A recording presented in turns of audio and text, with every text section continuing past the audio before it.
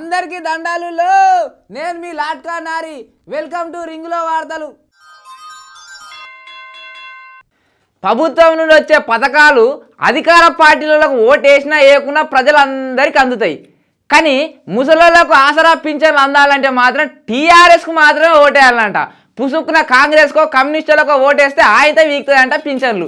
ఈ మాట నేను చెప్తున్నది కాదు, టీఆర్ఎస్ ఎమ్మెల్యే నల్గొండ ఎమ్మెల్యే ఉన్నాడు కదా, గాయనే కంచర్ల భూపాల్ రెడ్డి గాయనే చెప్తున్నాడు. ఒకసారి నుండి తెలంగాణలో గ్రామ పంచాయతీ ఎలక్షన్లు జోరుగా నడుస్తున్నాయి కదా. ఇప్పటికే 2 దఫలలో కొనెళ్ళినాయి. ఇంకా 3వ దఫా ఎలక్షన్లు 30 తారీఖు నాడు ఉన్నాయి. గెలిచిన సర్పంచులు అంతా దావత్ చేసుకుంటుంటే ఓడిపోయిన వాళ్ళు ఖర్చు పెట్టిన పైసలు వాపసు తీసుకుంటుండ్రు.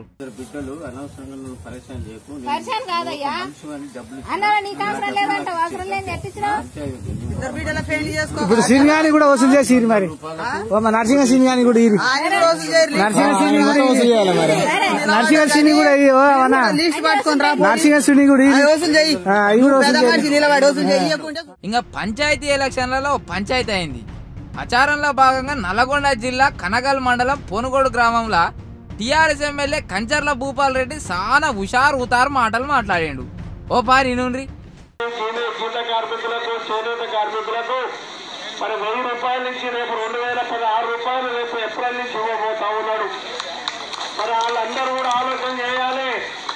పుట్టుకున మర్చిపోయి కనుక చేకూర్చుకేస్తే ఈ 2000 చూస్తే అయిపోతాయి. అది కూడా ఆలోచన చేసుకోవాలి. చూస్తారా అయ్యా కేసీఆర్ సారు, ఇదెక్కడి పంచాయతీ?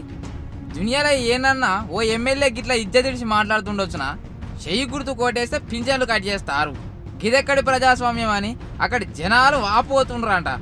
బాబాసాహెబ్ అంబేద్కర్ కల్పించిన ఓటు హక్కు ప్రజలు వాళ్ళకు నచ్చిన నాయకులకు నచ్చిన పార్టీకి ఓటు వేసుకోవడానికి కల్పించిండు.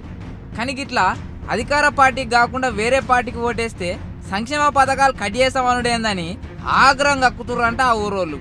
అయినా గింత బరితెగించి మాట్లాడుకుంటా ప్రజల్ని బెదిరిస్తున్న టీఆర్ఎస్ ఎమ్మెల్యే కంచర్ల భూపాల్ రెడ్డి మీద ఎలక్షన్ కమిషన్ చర్య తీసుకోవాలని డిమాండ్ చేస్తున్నారు అక్కడి జనాలు. సుశీర్గా ఎట్లుంది మన ముచ్చట? ఇటువంటి ముచ్చట రోజు మన రింగ్లో దిస్తూనే ఉందాం. మీరు మటుకు చూస్తూనే ఉంటారు T10 రింగ్లో వార్తలు.